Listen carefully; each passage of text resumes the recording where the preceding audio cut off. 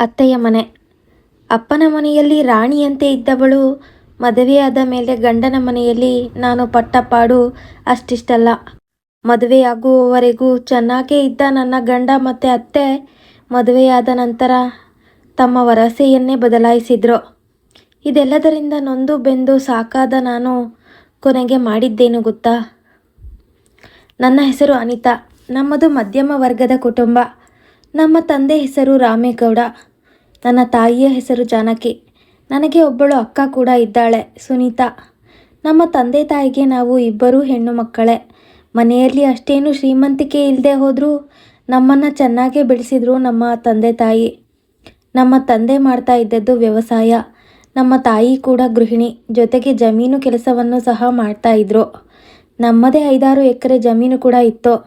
ನಮ್ಮದು ಒಂದು ಹಳ್ಳಿಯಾದ್ದರಿಂದ ಸ್ಕೂಲಿನಿಂದ ಬಂದ ತಕ್ಷಣ ನಾನು ಮತ್ತು ನನ್ನ ಅಕ್ಕ ಜಮೀನು ಹತ್ತಿರಕ್ಕೆ ಹೋಗಿ ನಮ್ಮ ಕೈಲಾದಷ್ಟು ಕೆಲಸ ಮಾಡಿ ಸಂಜೆ ಅಪ್ಪ ಅಮ್ಮನ ಇಬ್ಬರು ಹೊಲದಿಂದ ಬರುವಾಗ ಅವರ ಜೊತೆಗೆ ಮನೆಗೆ ಬರ್ತಾ ಇದ್ವಿ. ಹೀಗೆ ನಮ್ಮ ಜೀವನ ಚೆನ್ನಾಗಿ ನಡೀತಾ ಇತ್ತು. ನಮ್ಮ ತಂದೆಗೆ ಇಬ್ಬರು ಹೆಣ್ಣು ಮಕ್ಕಳೇ ಆದರು ಅಂತ ನಮ್ಮ ದೊಡ್ಡಪ್ಪ ಒಂದು ದಿನ ಬಂದು, ನೀನು ಸತ್ತಾಗ ನಿನ್ನ ತಲೆ ಬೋಳಿಸ್ಕೊಳ್ಳೋಕ್ಕೆ ಗಂಡು ಮಕ್ಕಳು ಇಲ್ವಲ್ಲ, ನಿನ್ನ ಜಮೀನನ್ನೆಲ್ಲ ನನ್ನ ಮಗನ ಹೆಸರಿಗೆ ಬರಿ, ನೀನು ಸತ್ತಾಗ ನನ್ನ ಮಗನೇ ತಲೆ ಬೋಳಿಸ್ಕೊಳ್ತಾನೆ ಅಂತ ನನ್ನ ಅಪ್ಪನನ್ನು ಕೇಳಿದ್ರು ನಮ್ಮ ದೊಡ್ಡಪ್ಪ. ಆಗ ನನ್ನ ಅಪ್ಪ, ನನಗೂ ದೇವರು ಮಕ್ಕಳನ್ನು ಕೊಟ್ಟಿದ್ದಾನೆ, ಅವು ಹೆಣ್ಣೋ ಗಂಡೋ ನನಗೆ ಅವೇ ಸಾಕು, ನನ್ನ ಮಕ್ಕಳೇ ನಾನು ಸತ್ತಾಗ ತಲೆ ಬೋಳಿಸ್ಕೊಳ್ತಾರೆ, ನಾನು ಯಾವುದೇ ಕಾರಣಕ್ಕೂ ನಿನ್ನ ಮಗನ ಹೆಸರಿಗೆ ಜಮೀನು ಬರೆಯಲ್ಲ, ಇಲ್ಲಿಂದ ಎದ್ದು ಹೋಗು ಅಂತ ಬೈದು ಕಳಿಸಿದ್ರು.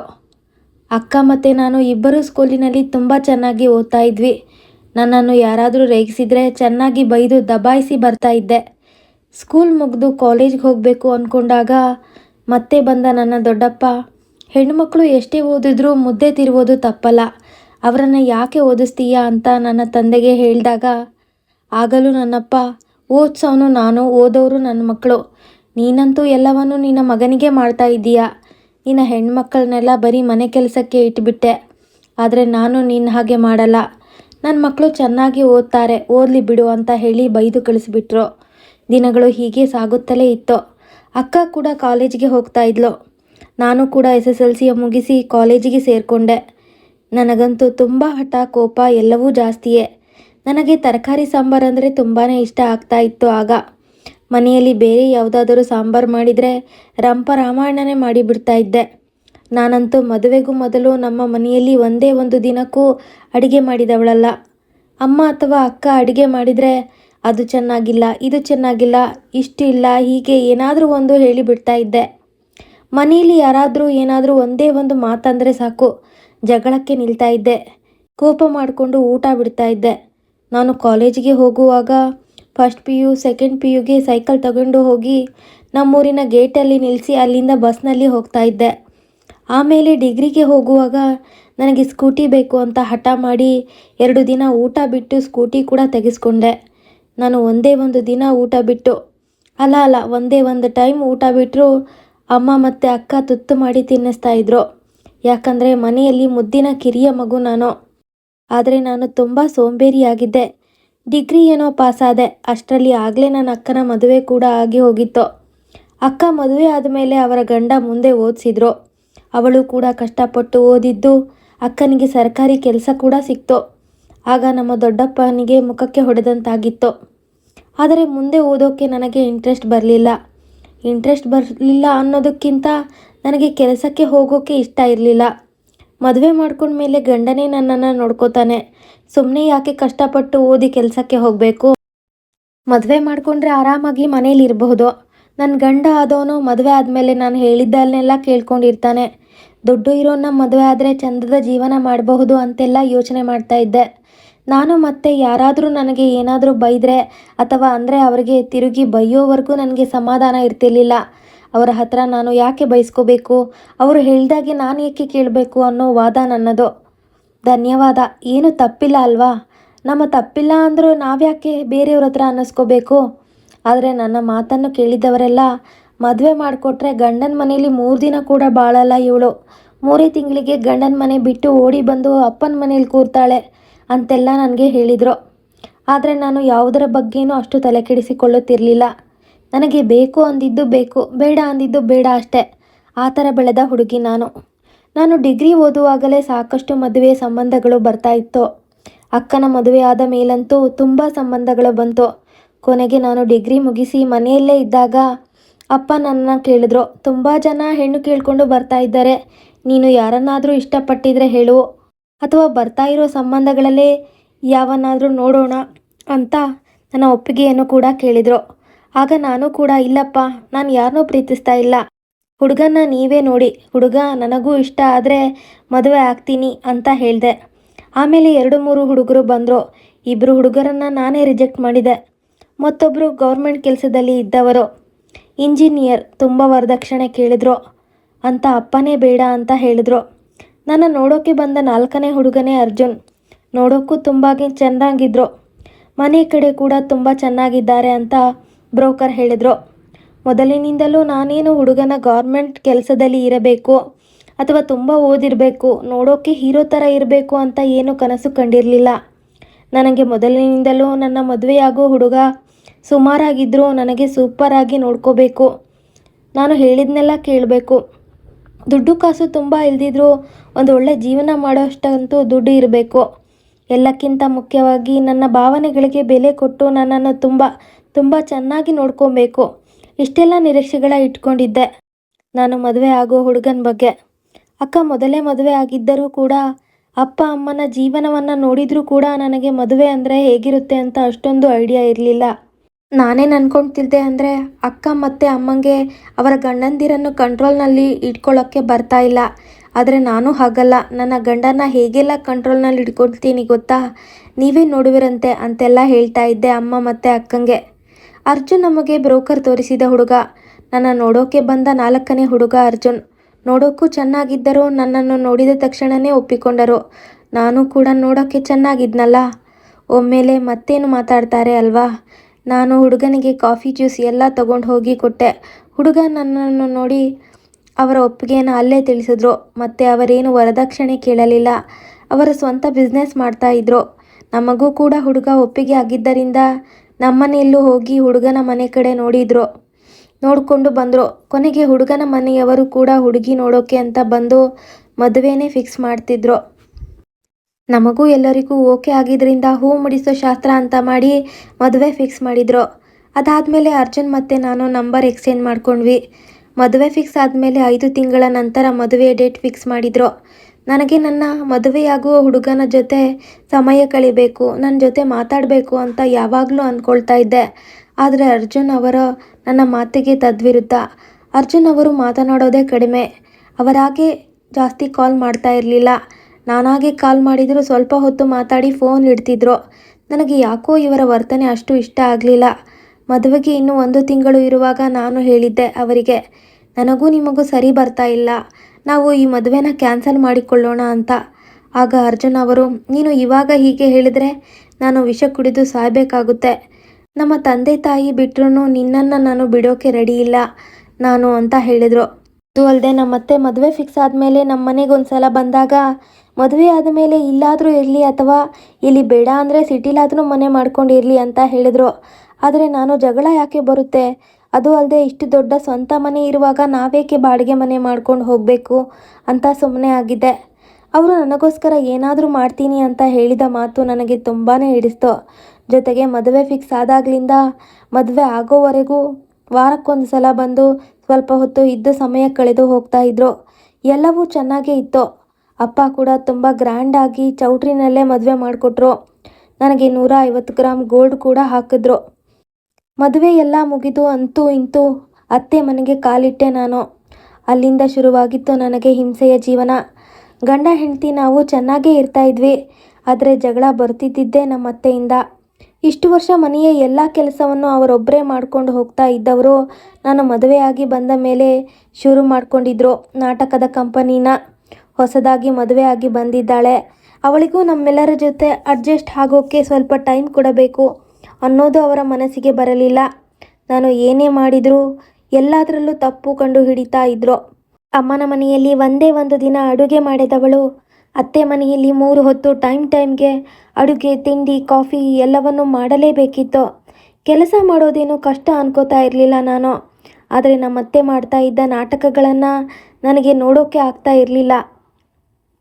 ಯಾರಾದರೂ ಇದ್ದರೆ ನಿಧಾನವಾಗಿ ಎದ್ದೇಳೋದು, ಅಯ್ಯೋ ನನಗೆ ಹುಷಾರಿಲ್ಲ ಅಂತ ಡ್ರಾಮಾ ಮಾಡೋದು, ಯಾವಾಗಲೂ ನನ್ನನ್ನು ಕಿರುಗಣ್ಣಿನಲ್ಲೇ ನೋಡೋದು, ನಾನು ಫೋನಲ್ಲಿ ಮಾತಾಡ್ತಾ ಇದ್ದರೆ ಕದ್ದು ಕೇಳೋದು, ನನ್ನ ಬಗ್ಗೆ ಅಕ್ಕಪಕ್ಕದವರ ಮನೆ ಹತ್ರ ಎಲ್ಲ ಏನೇನೋ ಸುಳ್ಳು ಆರೋಪಗಳನ್ನು ಮಾಡೋದು, ಎಲ್ಲರ ಮುಂದೇನೂ ನನ್ನ ಸೊಸೆ ನನ್ನನ್ನು ಚೆನ್ನಾಗಿ ನೋಡ್ಕೊಳ್ಳಲ್ಲ ಅಂತ ಹತ್ತು ಕರೆದು ನಾಟಕ ಮಾಡೋದು, ಎಚ್ಚರ ಇದ್ರೂ ನಾನೇ ಎದ್ದೇಳಿಸಿ ಕಾಫಿ ಕೊಡಲಿ ಅಂತ ಊಟಕ್ಕೆ ಕರೀಲಿ ಅಂತ ಸುಮ್ಮನೆ ಮಲಗೋದು, ಎಲ್ಲರ ಮುಂದೇನೂ ಚೆನ್ನಾಗಿ ಮಾತಾಡ್ತಾ ಹಿಂದೆ ಯಾವಾಗಲೂ ಬೈಕೊಂಡೇ ತಿರ್ಗೋದು, ನಮ್ಮ ಕಡೆ ನೆಂಟರನ್ನೆಲ್ಲ ಚೆನ್ನಾಗಿ ಮಾತಾಡಲ್ಲ ಅಂತ ಕಂಪ್ಲೇಂಟ್ ಹೇಳೋದು. ಒಂದಾ ಎರಡಾ? ಮದುವೆಯಾಗಿ 15 ದಿನಕ್ಕೆ ನನಗೆ ಮದುವೆ ಅಂದರೆ ಇದಾ ಅನಿಸೋಕ್ಕೆ ಶುರುವಾಗಿತ್ತು. ಅರ್ಜುನ್ಗೆ ಹೇಳಿದರೆ ಅವರು ನಮ್ಮಮ್ಮ ಹಾಗೆ ತುಂಬ ಮಾತಾಡ್ತಾರೆ, ಅವರಿಗೆ ಗೊತ್ತಾಗಲ್ಲ, ಅವರು ಓದಿಲ್ಲ, ನೀನು ಓದಿದ್ಯಾ, ನಿನಗೆಲ್ಲ ಗೊತ್ತಾಗುತ್ತಲ್ಲ, ನೀನೇ ಅಡ್ಜಸ್ಟ್ ಮಾಡಿಕೊಂಡು ಸುಮ್ಮನೆ ಇರು ಅಂತ ಹೇಳೋಕ್ಕೆ ಶುರು ಮಾಡಿಬಿಟ್ರು. ನಾನಂತೂ ತುಂಬ ಸ್ಟ್ರೇಟ್ ಫಾರ್ವರ್ಡ್ ಥರ, ನನಗೆ ಅನಿಸಿದ್ದನ್ನು ಡೈರೆಕ್ಟಾಗಿ ಹೇಳ್ತಾ ಇದ್ದೆ.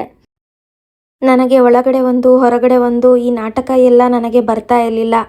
ನಮ್ಮ ಅತ್ತೆಯ ತಂಗಿ ಮಕ್ಕಳು ಆಗಾಗ್ಗೆ ಮನೆಗೆ ಬರ್ತಾಯಿದ್ರು. ಅವರೆಲ್ಲರಿಗೂ ಮದುವೆ ಆಗಿತ್ತು. ಆದರೆ ಅವರೇನೋ ಅವರ ಅತ್ತೆ ಮನೆಯಲ್ಲಿ ಇರಲಿಲ್ಲ. ಒಬ್ಬಳು ತಾಯಿ ಮನೆಯಲ್ಲಿ ಇದ್ದರೆ ಮತ್ತೊಬ್ಬಳು ಗಂಡನ ಸಪ್ರೇಟಾಗಿ ಕರ್ಕೊಂಡು ಹೋಗಿ ಬೇರೆ ಇದ್ಲು.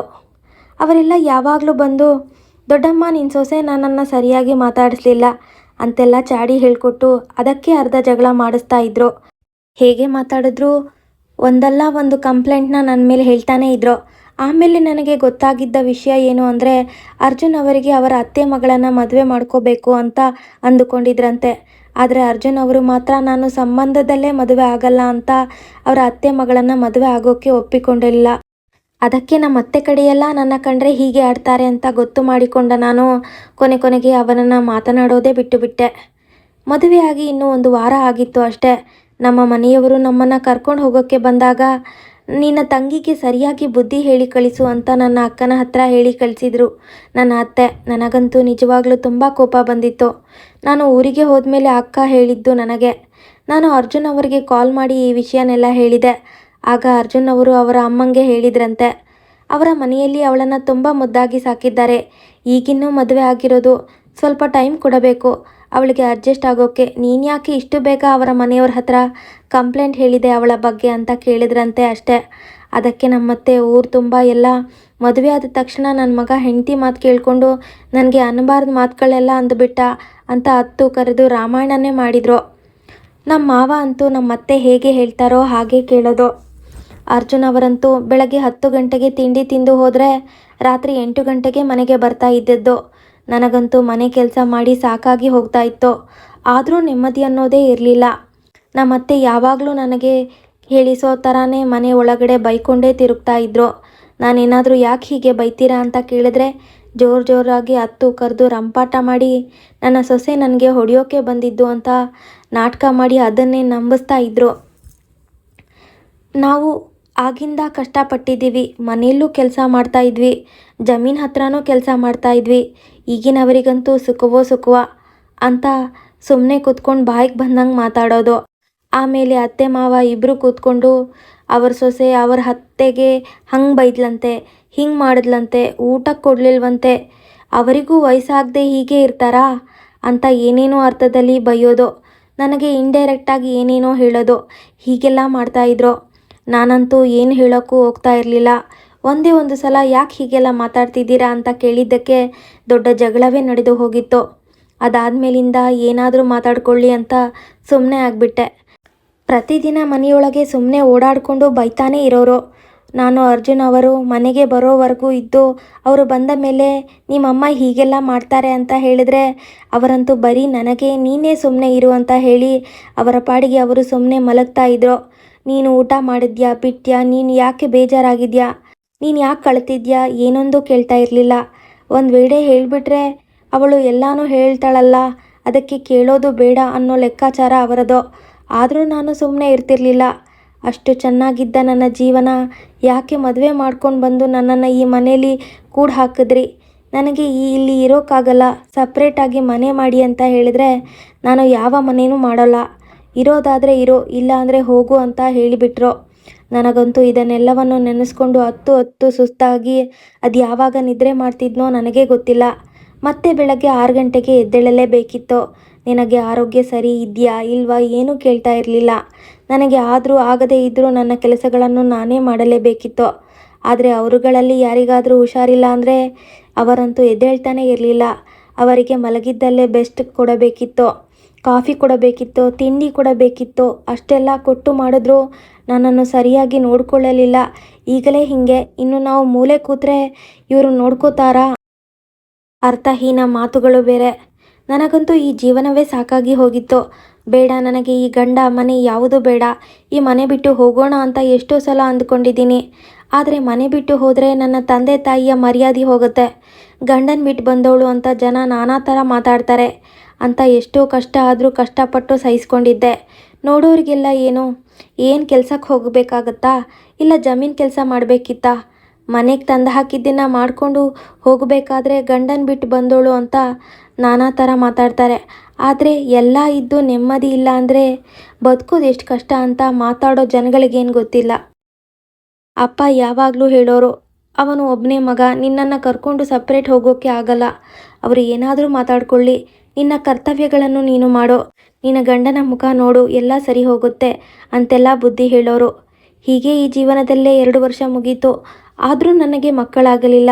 ಆಮೇಲೆ ಅರ್ಜುನ್ ಅವರೇ ಹಾಸ್ಪಿಟಲ್ಗೆ ಹೋಗಿ ತೋರಿಸೋಣ ಅಂತ ಬಲವಂತ ಮಾಡಿ ಕರ್ಕೊಂಡು ಹೋದರು. ಅವರು ನನ್ನನ್ನು ಹಾಸ್ಪಿಟಲಿಂದ ಮನೆಗೆ ಬಿಟ್ಟು ಹೋದ್ಮೇಲೆ ಆಸ್ಪತ್ರೆಗೆಲ್ಲ ದುಡ್ಡು ಎಷ್ಟು ಖರ್ಚಾಗುತ್ತೆ. 2 ವರ್ಷಗಳಲ್ಲಿ ಆಗದೆ ಇದ್ದಿದ್ದು ಆಸ್ಪತ್ರೆಗೆ ಹೋದರೆ ಆಗಿಬಿಡುತ್ತಾ? ಸುಮ್ಮನೆ ದುಡ್ಡು ದಂಡ. ಅವನಿಗಂತೂ ಗೊತ್ತಾಗಲ್ಲ, ನಿನಗೆ ಗೊತ್ತಾಗೋದು ಬೇಡವಾ ಅಂತ ಜಗಳಕ್ಕೆ ನಿಂತಿದ್ರು.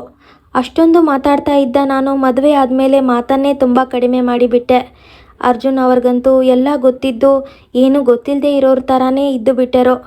ದೇವರನ್ನೇ ನಂಬದೇ ಇರೋ ನಾನು ಒಬ್ಬಳೆ ಎಷ್ಟೊಂದು ಸಲ ದೇವರಲ್ಲಿ ಕೇಳಿಕೊಂಡಿದ್ದೇನೆ, ಒಂದೇ ಒಂದು ಸಲ ನನಗೆ ಹಿಂದಿನ ಜೀವನ ವಾಪಸ್ ಸಿಗೋ ಹಾಗೆ ಮಾಡು ಅಂತ. ಅಳೋದು ಬಿಟ್ಟರೆ ನನಗೆ ಬೇರೆ ಏನು ಮಾಡಬೇಕು ಅಂತ ಗೊತ್ತಾಗ್ತಾ ಇರಲಿಲ್ಲ. ಹೀಗೆ ದಿನಗಳು ಉರುಳಿ ನಾನು ಕೂಡ ಪ್ರೆಗ್ನೆಂಟ್ ಆದೆ. ಇಷ್ಟು ದಿನದ್ದು ಒಂದು ತರಹ ನರಕ ಆದರೆ ಇನ್ಮೇಲಿಂದು ಮತ್ತೊಂದು ತರಹ ನರಕ. ಒಂದೇ ಒಂದು ತುತ್ತು ಬಾಯಿಗೆ ಊಟ ಸೇರ್ತಾ ಇರಲಿಲ್ಲ. ಬರೀ ನೀರು ಕೂಡ ಕುಡಿಯೋಕ್ಕಾಗ್ತಿರ್ಲಿಲ್ಲ. ನೀರು ಕುಡಿದಿದ್ದು ಸಹ ವಾಮಿಟ್ ಆಗ್ತಾ ಇತ್ತು. ಅದರಲ್ಲೇ ಮನೆ ಕೆಲಸ, ಅಷ್ಟು ದೊಡ್ಡ ಮನೆ ಕ್ಲೀನಿಂಗ್ ಎಲ್ಲ ಮಾಡಬೇಕಿತ್ತು. ಮನೆಗೆ ಬೇಕಾಗಿದ್ದೆಲ್ಲ ತರೋದು, ತಿನ್ನೋಕ್ಕೆ ಎಲ್ಲನೂ ತಂದು ಕೊಡೋರು. ಆದರೆ ತಿನ್ನೋಕ್ಕಾಗಬೇಕಲ್ಲ. ನಮ್ಮ ಅತ್ತೆದಂತೂ ಮತ್ತೆ ಅದೇ ರೋದನೆ. ಅಯ್ಯೋ, ನಿನಗೆ ಬೇಕಾಗಿದ್ದೆಲ್ಲ ತಂದು ಕೊಡ್ತಾರೆ, ನಮಗೆ ಆಗ ತಂದು ಕೊಡೋರೇ ಇರಲಿಲ್ಲ. ನಿನಗೆ ಬರೀ ಇಷ್ಟೇ ಆಗ್ತಿತ್ತು, ನನಗೆ ಇನ್ನೂ ಕಷ್ಟ ಆಗ್ತಿತ್ತು ಅಂತ ಬರೀ ಅವರದ್ದೇ ಹೇಳ್ಕೊಂಡು ಕೂರೋರು. ಆಗ್ತಿಲ್ಲ ಅಂತ ಬಾಯಿ ಬಿಟ್ಟು ಹೇಳಿದ್ರು ಕೂಡ ಒಂದೇ ಒಂದು ಟೈಮ್ ಅಡುಗೆ ತಿಂಡಿ ಏನೂ ಮಾಡ್ತಾ ಇರಲಿಲ್ಲ. ತಿಂಡಿ ಆಗಿದ ತಕ್ಷಣ ತಿಂದು ನನಗೆ ಹುಷಾರಿಲ್ಲ ಅಂತ ನಾಟಕ ಮಾಡ್ಕೊಂಡು ಎದ್ದು ಹೋಗ್ತಾಯಿದ್ರು ಮಲ್ಗೋಕೆ. ನನ್ನ ಜೀವನ ಒಂದು ನರಕ ಅನ್ನಿಸಿಬಿಡ್ತು. ನನಗೆ ದಿನಗಳು ಹೇಗೆ ಉರುಳಿ 9 ತಿಂಗಳು ತುಂಬಿದಾಗ ಶ್ರೀಮಂತ ಮಾಡಿ ಅಪ್ಪನ ಮನೆಗೆ ಕಳಿಸಿಕೊಟ್ಟರು. ಗಂಡು ಮಗು ಆಯಿತು. ನನಗೆ ನಾರ್ಮಲ್ ಡೆಲಿವರಿ ಆಗಿ 1 ವರ್ಷ ಅಲ್ಲೇ ಇದ್ದು ಬಾಣಂತನ ಮಾಡಿಸಿಕೊಳ್ಳೋಣ ಅಂದ್ಕೊಂಡ್ರೆ 5 ತಿಂಗಳಿಗೆ ಕರ್ಕೊಂಡು ಬಂದರು ಗಂಡನ ಮನೆಗೆ. ಮತ್ತೆ ಅದೇ ಕೆಲಸ. ರಾತ್ರಿ ಎಲ್ಲ ಮಗು ಮಲಗ್ತಾ ಇರಲಿಲ್ಲ, ನಿದ್ದೆ ಇಲ್ಲ, ಕೆಲಸ ಜಾಸ್ತಿ. ನನಗಂತೂ ಹುಚ್ಚು ಹಿಡಿಯೋದು ಒಂದೇ ಬಾಕಿ. 1 ತಿಂಗಳು ಇದ್ದು ಸಾಕಾಗಿ ನಾನು ಇರಲ್ಲ, ನಮ್ಮ ಮನೆಗೆ ಕಳಿಸಿ ಅಂತ ಕೇಳಿಕೊಂಡ್ರೂ ಕಳಿಸಲೇ ಇಲ್ಲ ಅರ್ಜುನ್. ಯಾಕಂದರೆ ನಾನು ಮದುವೆ ಆದಾಗಿನಿಂದ ನಾನು ಎಲ್ಲಿಗೆ ಹೋಗಬೇಕು ಅಂದರೂ ನಮ್ಮ ಅತ್ತೆಯ ಪರ್ಮಿಷನ್ ತಗೊಳ್ಳೇಬೇಕಾಗಿತ್ತು. ಅವರು ಹೋಗು ಅಂದರೆ ಹೋಗಬೇಕಿತ್ತು, ಬೇಡ ಅಂದರೆ ಹೋಗೋ ಹಾಗೆ ಇರಲಿಲ್ಲ. ಅರ್ಜುನ್ ಅವರಂತೂ ಅವರ ಮನೆಯವರ ಮಾತು ಮೀರಿ ಏನೂ ಮಾಡ್ತಾ ಇರಲಿಲ್ಲ. ಕೊನೆಗೆ ನಮ್ಮೂರಲ್ಲಿ ಯಾವುದೋ ಹಬ್ಬ ಇದೆ, ಕರ್ಕೊಂಡು ಬನ್ನಿ ಅಂತ ಅಪ್ಪ ಕಾಲ್ ಮಾಡಿದಾಗ ವಿಧಿ ಇಲ್ಲದೆ ಬಂದು 1 ತಿಂಗಳು ಆದ ಮೇಲೆ ನನ್ನನ್ನು ಮತ್ತೆ ಕರ್ಕೊಂಡು ಹೋಗಿ ಅಮ್ಮನ ಮನೆಗೆ ಬಿಟ್ಟರು. ಪಾಪುಗೆ 1 ವರ್ಷ ಆಗುವವರೆಗೂ ಬರಲಿಲ್ಲ ನಾನು. 1 ವರ್ಷ ಆದಮೇಲೆ ಬಂದರೆ ಮತ್ತದೇನು ರಾಮಾಯಣ. ಒಂದೇ ಒಂದು ದಿನವೂ ಗಂಡನ ಮನೆಯಲ್ಲಿ ನೆಮ್ಮದಿ ಅನ್ನೋದೇ ಸಿಗಲಿಲ್ಲ ನನಗೆ. ಆದರೂ ದಿನಗಳು ಸಾಗುತ್ತಾನೇ ಇತ್ತು. ಮತ್ತೆ 2 ವರ್ಷ ಆದಮೇಲೆ ಮತ್ತೊಮ್ಮೆ ಪ್ರೆಗ್ನೆಂಟ್ ಆದೆ. ಆಗಲೂ ಅದೇ ಪರಿಸ್ಥಿತಿ. ಮಗು ನೋಡ್ಕೊಳ್ಳೋದ್ರ ಜೊತೆಗೆ ಮನೆ ಕೆಲಸದ ಜೊತೆಗೆ ಊಟ ಕೂಡ ಸೇರುತ್ತಿರಲಿಲ್ಲ. ನನ್ನ ಪಾಡು ಆ ದೇವರಿಗೆ ಪ್ರೀತಿ. ಹೇಗಿದ್ದ ಜೀವನ ಹೇಗಾಯಿತು ಅಂತ ಪ್ರತಿದಿನ ಹೇಳೋದೇ ಆಗಿತ್ತು ನನಗೆ. ನಮ್ಮತ್ತೆ ವಿಚಾರಕ್ಕೆ ನಾನು ಅರ್ಜುನ್ ತುಂಬ ಜಗಳ ಆಡಿ ಎಷ್ಟೋ ಸಲ ಅರ್ಜುನ್ ನನಗೆ ಹೊಡೆದದ್ದು ಇದೆ. ಇವ್ರ ಹತ್ರ ಇಷ್ಟೆಲ್ಲ ಒಡಿಸಿಕೊಂಡು ಬೈಸ್ಕೊಂಡು ನಾನು ಯಾಕೆ ಈ ಮನೇಲಿ ಇರಬೇಕು, ಮನೆ ಬಿಟ್ಟು ಹೋಗೋಣ ಅಂತ ತುಂಬ ಸಲ ಅಂದ್ಕೊಂಡಿದ್ದೂ ಇದೆ. ಆದರೆ ನಾನು ಮೊದಲೇ ಹೇಳಿದ ಹಾಗೆ ಮದುವೆಯಾದ ಮೇಲೆ ನನ್ನ ತಲೆಯಲ್ಲಿದ್ದಿದ್ದು ಒಂದೇ, ಅಪ್ಪ ಮದುವೆ ಮಾಡಿ ನೆಮ್ಮದಿಯಾಗಿದ್ದಾರೆ, ನನ್ನ ಬಗ್ಗೆ ಅವರು ಯೋಚನೆ ಮಾಡಬಾರ್ದು, ಗಂಡ ಬಿಟ್ಟೋಳು ಅಂತ ಜನ ನಾಲ್ಕಾರು ಮಾತಾಡಬಾರ್ದು, ಹೀಗೆ ಏನೇನೋ ಯೋಚನೆ ಮಾಡಿಕೊಂಡು ಮತ್ತೆ ಅದೇ ಜೀವನ ನಡೆಸಿ ಕೊನೆಗೆ 9 ತಿಂಗಳು ತುಂಬಿದ ನಂತರ ನನ್ನನ್ನು ನಮ್ಮ ಮನೆಗೆ ಕಳಿಸಿಕೊಟ್ಟರು. ನನಗೆ 2ನೇಯದು ಹೆಣ್ಣು ಮಗು ಆಯಿತು. ಮಗುವಿಗೆ 5 ತಿಂಗಳಾದ ಮೇಲೆ ತೊಟ್ಟಿಲು ತಿರುಗಿಸ್ಕೊಂಡು ಹೋಗಿ ನಾನಂತೂ ಈ ಸಲ 2ನೇ ಮಗುಗೂ 1 ವರ್ಷ ಆಗುವವರೆಗೂ ಬರಲಿಲ್ಲ. ಮಗುಗೆ 1 ವರ್ಷ ಆದಮೇಲೆ ಈ 2 ಮಕ್ಕಳನ್ನು ಕರ್ಕೊಂಡು ಗಂಡನ ಮನೆಗೆ ಬಂದೆ. ನಾನು ಇಲ್ಲದೇ ಇದ್ದಾಗ ಎಲ್ಲ ಕೆಲಸವನ್ನು ಮಾಡಿಕೊಂಡು ಚೆನ್ನಾಗಿ ಇರುತ್ತಾ ಇದ್ದ ನನ್ನ ಅತ್ತೆಗೆ ನಾನು ಬಂದ ತಕ್ಷಣ, ನನ್ನ ಮುಖ ನೋಡಿದ ತಕ್ಷಣ ಬರಬಾರ್ದ ಕಾಯಿಲೆಗಳೆಲ್ಲ ಬರ್ತಾ ಇದ್ವು. ಮಗನ ಸ್ಕೂಲಿಗೆ ಬೇರೆ ಸೇರಿಸಿದ್ದೆ. ಬೆಳಗ್ಗೆ ಎದ್ದು ಬೇಗ ತಿಂಡಿ ಮಾಡಬೇಕು, ಜೊತೆಗೆ ಮಗು ಬೇರೆ ನೋಡ್ಕೋಬೇಕು, ಮನೆ ಕೆಲಸ. ಒಂದು ದಿನಾನೂ ಕಣ್ತುಂಬ ನಿದ್ದೆ ಮಾಡ್ತಿದ್ದೇ ಇಲ್ಲ ನಾನು. ನಮ್ಮತ್ತೆ ಅದರಲ್ಲೂ ಬೇರೆ ನನ್ನ ಮೇಲೆ ಮಾಡಬಾರ್ದ ಆಪಾದನೆಗಳನ್ನೆಲ್ಲ ಮಾಡ್ತಾಯಿದ್ರು. ಬಾಯಿ ಬಿಟ್ಟರೆ ಬರೀ ಸುಳ್ಳು, ಮನೆಯಂತೂ ಬರೀ ಜಗಳ. ನನಗಂತೂ ಜೀವನವೇ ಸಾಕಾಗಿ ಹೋಯಿತು. ಒಂದು ದಿನ ಮನೆಯಲ್ಲಿ ತುಂಬ ದೊಡ್ಡ ಜಗಳವೇ ಆಯಿತು. ಅದರಲ್ಲಿ ನನ್ನ ತಪ್ಪಿಲ್ಲ ಅಂತ ಅರ್ಜುನ್ಗೆ ಮತ್ತೆ ನಮ್ಮ ಮಾವನಿಗೆ ಎಲ್ಲರಿಗೂ ಗೊತ್ತಿತ್ತು. ಆದರೂ ನನ್ನನ್ನೇ ಸಮಾಧಾನ ಮಾಡೋಕ್ಕೆ ನೋಡಿದಾಗ ನಾನಂತೂ ಸುಮ್ಮನೆ ಆಗಲಿಲ್ಲ. ಮದುವೆ ಆದಾಗಿನಿಂದ ಇಲ್ಲಿಯವರೆಗೆ ನನಗೆ ಆದ ಕಷ್ಟಗಳೆಲ್ಲ ಒಟ್ಟಿಗೆ ನೆನಪಿಗೆ ಬಂದಿತ್ತು. ನಾನು ಕೂಡ ನನ್ನ ಮನಸ್ಸಲ್ಲಿ ಏನಿತ್ತೋ ಎಲ್ಲವನ್ನು ಹೇಳಿ ಮನೆ ಬಿಟ್ಟು ಹೋಗೋ ತೀರ್ಮಾನಕ್ಕೆ ಬಂದೆ. ಕೊನೆಗೆ ಅರ್ಜುನ್ ಬೇಡ, ಅವನ ಸ್ಕೂಲ್ ಮುಗಿಲಿ, ಈ ಸಲ ರಜಾ ಮುಗಿದ ಮೇಲೆ ಬೇರೆ ಮನೆ ಮಾಡೋಣ ಅಂತ ಹೇಳಿದ್ರು. ಆಗ ನಮ್ಮತ್ತೆ ಮಾಡಿದ ನಾಟಕ ಎಂಥದ್ದು ಗೊತ್ತಾ, ನೀನೇನಾದರೂ ಸಪ್ರೇಟ್ ಮನೆ ಮಾಡಿಕೊಂಡು ಹೋದರೆ ನಾನು ನೇಣು ಹಾಕ್ಕೊಂಡು ಸತ್ತೋಗ್ತೀನಿ ಅಂತ ನಾಟಕ ಮಾಡಿದರು. ನಾನು ಇರೋವರೆಗೂ ನನ್ನ ಮಗನ ನೀನು ಕರ್ಕೊಂಡು ಹೋಗೋಕ್ಕೆ ಆಗಲ್ಲ ಅಂತ ಹೇಳಿದ್ರು ನನ್ನತ್ತೆ. ಅದು ಹೇಗೆ ಕರ್ಕೊಂಡು ಹೋಗ್ತೀಯಾ ನೋಡ್ತೀನಿ ಅಂತ ಚಾಲೆಂಜ್ ಕೂಡ ಮಾಡಿದರು. ಮತ್ತೆ ಇನ್ನೊಂದು ವಿಷಯ ಹೇಳಿಲ್ಲ ಅಲ್ವಾ ನಾನು, ನಮ್ಮತ್ತೆ ಮದುವೆ ಆಗಿ 1 ತಿಂಗಳಿಗೆ ಗಂಡನನ್ನು ಸಪ್ರೇಟ್ ಕರ್ಕೊಂಡು ಬಂದಿದ್ರಂತೆ. ಅತ್ತೆಯರೆಲ್ಲ ಅವರು ಸೊಸೆಯಾಗಿ ಬಂದಿದ್ದಾಗ ಮಾಡಿದ್ದನ್ನೆಲ್ಲ ಮರೆತು ಬಿಟ್ಟಿರುತ್ತಾರೆ. ಈಗ ಅವರು ಅತ್ತೆ ಅಲ್ವಾ, ಹಾಗಾಗಿ ಅತ್ತೆ ಅಂತ ತೋರಿಸ್ಕೋಬೇಕಲ್ವಾ, ಅದಕ್ಕೆ ಇಷ್ಟೆಲ್ಲ ಮಾಡ್ತಿದ್ರು. ಕೊನೆಗೆ ನಾನು ಕೂಡ ಅವರ ನಾಟಕನೆಲ್ಲ ನೋಡಿ ಸುಮ್ಮನೆ ಆದೆ. ಸ್ಕೂಲ್ ಮುಗಿದ ಮೇಲೆ ರಜಕ್ಕೆ ಅಂತ ಊರಿಗೆ ಹೋದವಳು ಮತ್ತೆ ನಾನು ಅತ್ತೆ ಮನೆಗೆ ಹೋಗಲಿಲ್ಲ. ಮನೆ ಮಾಡ್ತೀನಿ ಅಂತ ಹೇಳಿದ್ರಲ್ಲ, ಮಾಡಿ, ಇಲ್ಲಾಂದರೆ ನನ್ನ ಜೀವನ ನಾನು ನೋಡ್ಕೋತೀನಿ, ನಿಮ್ಮ ಜೀವನ ನೀವು ನೋಡ್ಕೊಳ್ಳಿ ಅಂತ ಹೇಳಿ ಸುಮ್ಮನೆ ಆಗಿಬಿಟ್ಟೆ. ಆಗ ಅಪ್ಪ ನನಗೆ ಸಮಾಧಾನ ಮಾಡೋಕ್ಕೆ ನೋಡಿದ್ರು. ನಿನ್ನ ಗಂಡನ ಮುಖ ನೋಡು, ಅವನು ಅವ್ರ ಅಪ್ಪ ಅಮ್ಮನ್ನ ನೋಡ್ಕೋಬೇಕು, ನಿನ್ನನ್ನು ನೋಡಬೇಕು, ನೀನು ಅಡ್ಜಸ್ಟ್ ಮಾಡ್ಕೊಂಡು ಹೋಗು ಅಂತ. ನಾನಂತೂ ಖಡಾಖಂಡಿತವಾಗಿ ಹೇಳಿಬಿಟ್ಟೆ. 8 ವರ್ಷದಿಂದ ಜೀವನವೇ ಸಾಕಾಗಿ ಹೋಯಿತು ನನಗೆ. ಅವರ ಮನೆ ಮಾಡಲಿಲ್ಲ ಅಂದರೆ ನಾನು ನನ್ನ ಜೀವನ ನೋಡ್ಕೋತೀನಿ, ನಿಮಗೇನು ತೊಂದರೆ ಕೊಟ್ಟುಕೊಂಡು ನಿಮ್ಮ ಮನೇಲೇನೂ ಇರೋಲ್ಲ ನಾನು, ಪಾಡಿಗೆ ನಾನು ಬಿಟ್ಬಿಡಿ ಅಂತ. ಆಮೇಲೆ ಅಪ್ಪ ಕೂಡ ಸುಮ್ಮನೆ ಆಗಿಬಿಟ್ರು. ಅರ್ಜುನ್ ಅವರು ಬೇರೆ ಬಿಸ್ನೆಸ್ ಮಾಡಿ ಹೋಗಿ ತುಂಬ ಲಾಸ್ ಮಾಡ್ಕೊಂಡಿದ್ರು. ಕೊನೆಗೆ ನನ್ನ ಒಡವೆಗಳನ್ನು ಇಟ್ಟು ಹಾಗೂ ಹೀಗೂ ಕೊನೆಗೆ ಮನೆ ಮಾಡಿಕೊಂಡು ಸಪ್ರೇಟ್ ಬಂದ್ವಿ. ಈಗ ಜೀವನ ನಿಜವಾಗ್ಲೂ ನೆಮ್ಮದಿಯಾಗಿದೆ. ಏನಾದರೂ ಫಂಕ್ಷನ್ ಇದ್ದರೆ ಅತ್ತೆ ಮನೆಗೆ ಇವಾಗಲೂ ಹೋಗ್ತೀನಿ. ಮತ್ತು ಮಕ್ಕಳನ್ನು ಕೂಡ ಅರ್ಜುನ್ ಅವರು ವಾರದಲ್ಲಿ 2-3 ಸಲ ಕರ್ಕೊಂಡು ಹೋಗಿ ಬರ್ತಾರೆ. ಮೊದಲು ಬೇರೆ ಮನೆ ಮಾಡಿಕೊಂಡು ಕರ್ಕೊಂಡು ಹೋದ್ಲು ಅಂತ ನನ್ನ ಜೊತೆ ನಮ್ಮ ಅತ್ತೆ ಮಾವ ಇಬ್ಬರೂ ಮುನಿಸಿಕೊಂಡಿದ್ರು. ಮಗನ ಮೇಲೆ ಯಾವುದೇ ಕಾರಣಕ್ಕೂ ಕೋಪ ಮಾಡ್ಕೊಳ್ಳಲ್ಲ. ಮಗ ಹೊಡೆದ್ರು ಬೈದ್ರು ಏನೇ ಮಾಡಿದ್ರು ಅವನು ಒಳ್ಳೆಯವನೇ. ಅವರ ಕೋಪ ಏನಿದ್ರು ಸೊಸೆಯಾದ ನನ್ನ ಮೇಲೆ ಮಾತ್ರ. ಹಾಗಂತ ಅತ್ತೆ ಮಾವ ಏನೋ ಸುಖದಿಂದ ಬೆಳೆದವರಲ್ಲ, ಸುಖದ ಜೀವನ ನಡೆಸಿದವರಲ್ಲ, ಕಷ್ಟಪಟ್ಟ ಜೀವಗಳೇ. ಆದರೆ ಒಬ್ಬರೇ ಇದ್ದಾಗ ಸುಮ್ಮನೆ ಇರೋರು ಸೊಸೆ ಬಂದ ಮೇಲೆ ಸುಮ್ಮನೆ ಇರಲ್ಲ. ಹೊಂದಾಣಿಕೆ ಅನ್ನೋದೇ ತುಂಬ ಕಷ್ಟ. ಆದರೆ ಈಗ ಅವರು ಚೆನ್ನಾಗಿದ್ದಾರೆ, ನಾವು ಚೆನ್ನಾಗೇ ಇದ್ದೀವಿ. ಅವರು ಬರ್ತಾರೆ, ನಾವು ಹೋಗ್ತೀವಿ. ಈಗ ಚೆನ್ನಾಗೇ ಇದ್ದೀವಿ. ಇದು ಅನಿತಾ ಅನ್ನೋ ನನ್ನ ಕತೆ. ನಾನೇನೋ ಭೂಮಿ ಮೇಲೆ ಇರೋ ಅತ್ತೆಯರೆಲ್ಲ ಕೆಟ್ಟವರು ಅಂತ ಹೇಳ್ತಾ ಇಲ್ಲ, ಹಾಗಂತ ಎಲ್ಲ ಸೊಸೆಯವರು ಒಳ್ಳೆಯವರೇ ಅಂತಾನೂ ಹೇಳ್ತಾ ಇಲ್ಲ. ಇಲ್ಲಿ ನಾನು ಹೇಳಿದ್ದು ನನ್ನ ಕತೆ ಮಾತ್ರ. ನಿಮಗೆ ಅನಿತಾಳ ಕತೆ ಹೇಗನ್ನಿಸ್ತು ಅನ್ನೋದನ್ನು ಕಮೆಂಟ್ನಲ್ಲಿ ತಿಳಿಸಿ.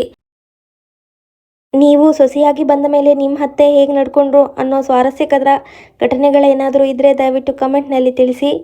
ಹಾಗೆ ಈ ಕತೆ ಇಷ್ಟವಾದರೆ ಲೈಕ್ ಮಾಡಿ. ಸಬ್ಸ್ಕ್ರೈಬ್ ಮಾಡ್ಕೊಳ್ದೆ ಕತೆನ ಕೇಳ್ತಿದ್ರೆ ದಯವಿಟ್ಟು ಸಬ್ಸ್ಕ್ರೈಬ್ ಮಾಡಿಕೊಂಡು ಸಪೋರ್ಟ್ ಮಾಡಿ.